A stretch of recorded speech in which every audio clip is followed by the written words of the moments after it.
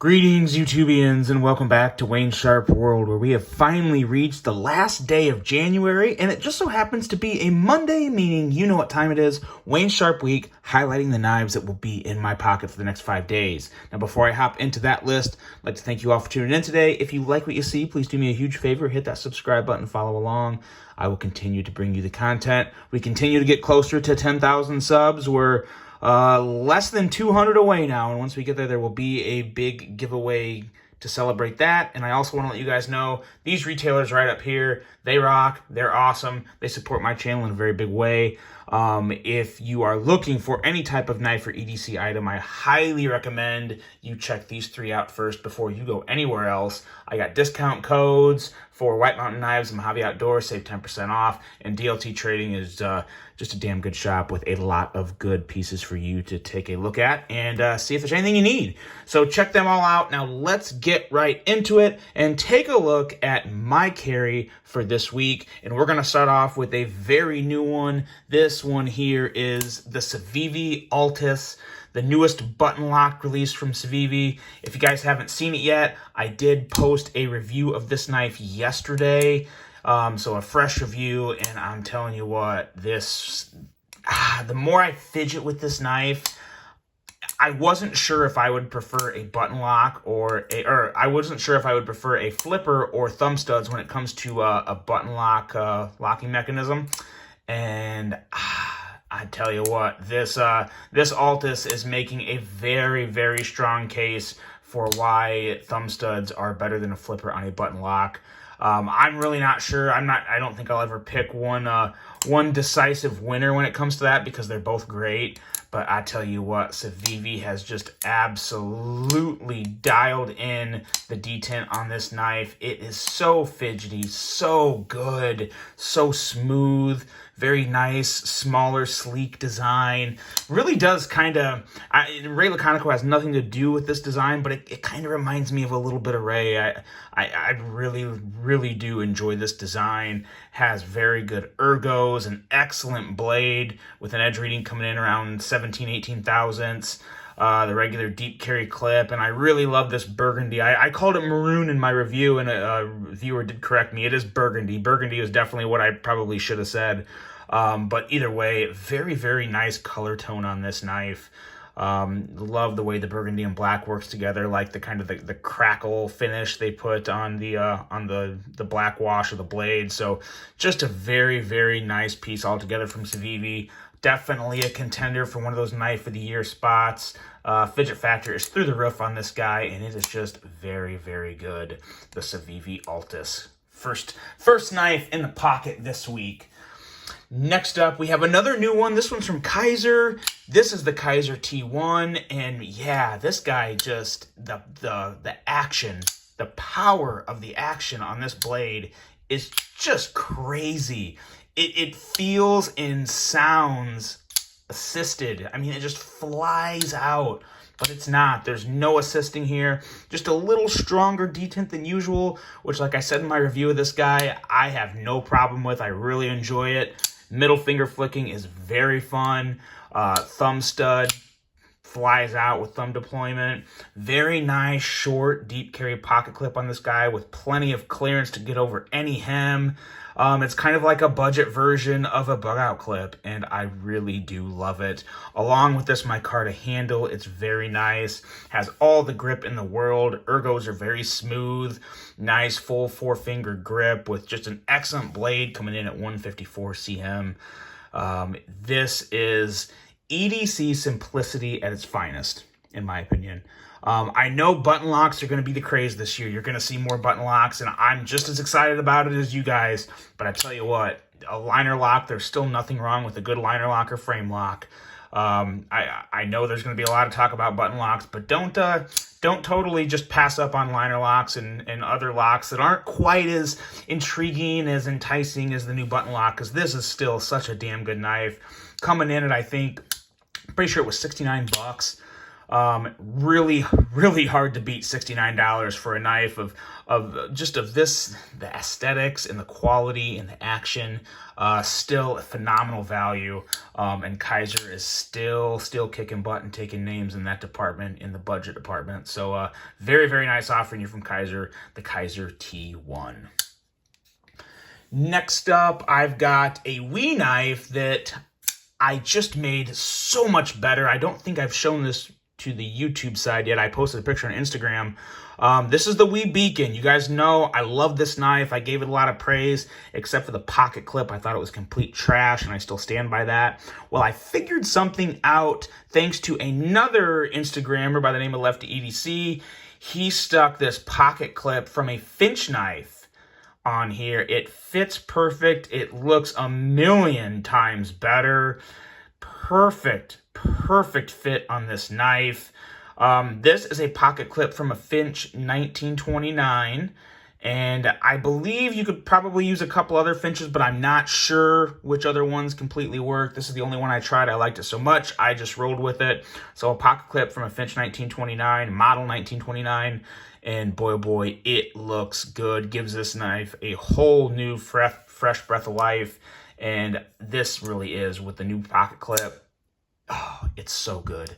Nice solid build, beautiful blade shape, nice fidget factor with that fuller, allows you to middle finger flick it very easily, and just a very sleek, larger appearance to it. It's just a great knife with very good ergos. It kind of reminds me of a bigger Elementum. It's got a flat grind instead of a hollow grind, but just a very, very nice offering from Wii.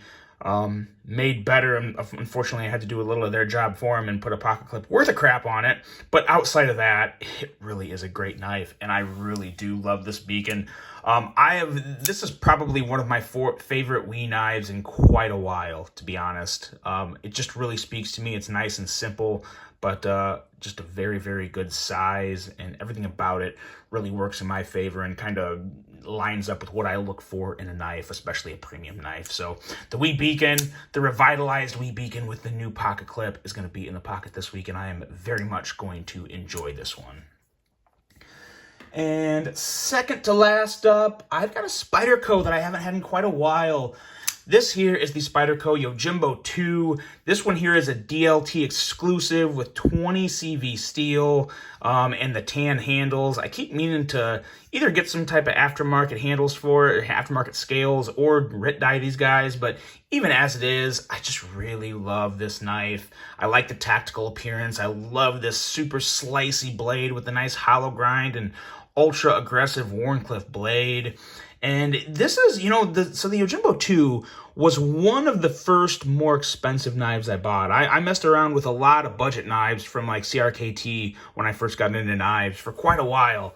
And this was one of the first more expensive purchases I made. This one, along with the Benchmade 940, were the first two, what I considered at that point to be very expensive knives. And I don't know what pulled me to the Yojimbo 2. I mean, over the PM2 and all the other offerings Spyderco had, there was just something about this. I think it was the uniqueness of the overall aesthetics and design that just really pulled me to it. And it's still a great EDC knife. Any type of Wharncliffe is still a great EDC knife, especially for the purposes that most of us use when it comes to opening packages, letters, breaking down boxes. It's really hard to beat a Wharncliffe like this. Great blade with a great steel. This was an excellent exclusive. I was really happy to get in on it. And just a really good one. And still nice and fidgety with the compression lock and that Spidey hole. Really good for middle finger or thumb flicking. Just a great knife with a great appearance and a nice unique piece to the collection that I really enjoy. And of course, being made in America only makes it better. This is the Spyderco Yojimbo 2, the DLT exclusive. Next up and last up, we have a Kizer, and this one here is the Kizer Assassin. And I was looking through my knives trying to figure, I always like to carry at least one premium knife each week, and this one I haven't carried in quite a while, and I really do enjoy this knife. There's some things I would like to change about it, but overall, just the build and the aesthetics, the lines and angle on this knife and blade in particular. I love this blade design. Still a pretty nice edge on it. I want to say the edge is coming in around 19 to 20 thousandths, I believe. It's been a long time since I measured this edge, but very nice slicey edge. It does have a hollow grind, which I believe, that always helps. It's always kind of nice to have that on there.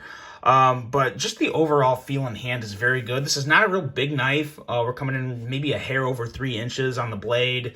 But I just love the appearance of this blade. And even though it looks dainty up at that tip, it's got some meat up there, as you can see. Not too dainty of a tip. So it's really a pretty decent EDC blade.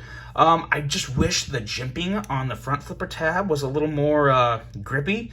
They really, I think they knock the edges down a little too much, so I don't quite have the grip I want. But it does still work pretty darn good, as well as this little cutout. You wouldn't think it would work that well. Whoop. Well, it doesn't work great, but it does work, and it's really hard to do the middle finger flick with this knife under the camera. But it does work, and it's just it's a good looker, I guess is the best way to put it. And it's fun to carry in the pocket because obviously the blade works just fine. You got CPM, S35, VN. You have the very nice titanium handles, which I wish had slots instead of speed holes. I've never been a big fan of speed holes. So there's some changes to this knife I'd like to see. This is one of my top models. If I could move it to the Vanguard lineup, throw some micarta scales, maybe a black wash blade on it, that would be pretty sweet, or even a stone wash blade. But I think this would be a very nice addition to the Kizer Vanguard lineup. It would just, I think it would be a pretty good seller if they just make a little better jimping on there, put some slots instead of speed holes, and not totally cut them out, kind of make it like the Vanguard version of the Sheepdog, where it shows the indentations, but it's not fully cut through. I think that would look pretty good. But I really do like this design in general. It's one that really just, it spoke to me from the day it came out, and somehow it's stayed in the collection, and I just like the way it looks. That's really all I can say about it. But it's still a good knife to use, maybe a little more of a dressier knife, not so much of a hard worker, but it's still a blade that works just fine for me. And so those are my carries for this week. Let me know what you guys think. Let me know what you got in your pocket this week. Who's excited for these two? These are two very new releases. The Altus and the T1 are both going to be, I think, hot commodities when it comes to trying to get a hold of them. The Altus is already sold out at a lot of places. The T1, if it's not sold out yet, it probably will pretty soon. So if you're looking to get a T1, hop on it now while you can. This is a Mojave Outdoor exclusive, so you have to go to Mojave Outdoor to get it. It is on Amazon. Someone pointed it out during my last one of my last uploads. They said, oh, I saw it on Amazon too. Mojave Outdoor does sell on Amazon as well. So if you're buying something like this from Amazon, it's being shipped from Mojave Outdoor. They just do that to reach their customers better. So that code still works on Amazon too for anything from Mojave Outdoor. But nonetheless, here they are, guys. Let me know what you think of all of them. Which knives are you excited for? Hope you guys have a great week, and I will see you on the next one. And until then, I'm out.